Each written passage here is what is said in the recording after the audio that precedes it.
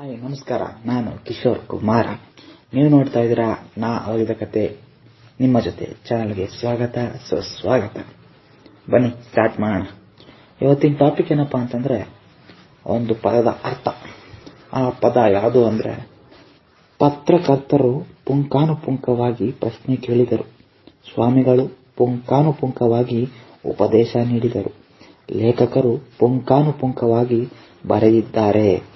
ಈ ಪುಂಖಾನುಪುಂಖ ಎಂಬ ಪದದ ಅರ್ಥವೇನು ಗೊತ್ತಾ? ಪುಂಖ ಅಂದರೆ ಬಾಣ. ಹಾಗೆ ಹೇಳಬೇಕೆಂದರೆ ಬಾಣದ ಹಿಂದೆ ಗರಿ ತರ ಇರುತ್ತಲ್ಲ, ಅದು.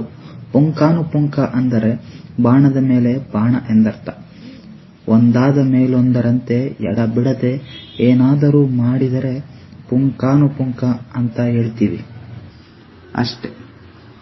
ಇನ್ನೊಂದು ಪದ ಹೇಳ್ತೀನಿ, ಅದರ ಅರ್ಥ ನೆಕ್ಸ್ಟ್ ವಿಡಿಯೋದಲ್ಲಿ ಹೇಳ್ತೀನಿ. ಆ ಪದದ ಮೀನಿಂಗ್ ಎಷ್ಟು ಜನಕ್ಕೆ ಗೊತ್ತು ಅಂತ ಕಮೆಂಟ್ ಮಾಡಿ.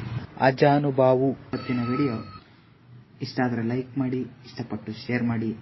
ಇನ್ನಷ್ಟು ವಿಡಿಯೋ ಬೇಕಂದ್ರೆ ಸಬ್ಸ್ಕ್ರೈಬ್ ಮಾಡಿ, ಬೆಲ್ ಐಕಾನ್ ಮಾತ್ರ ಹೊಡೆಯೋಕೆ ಮರಿಬೇಡಿ. Thank you.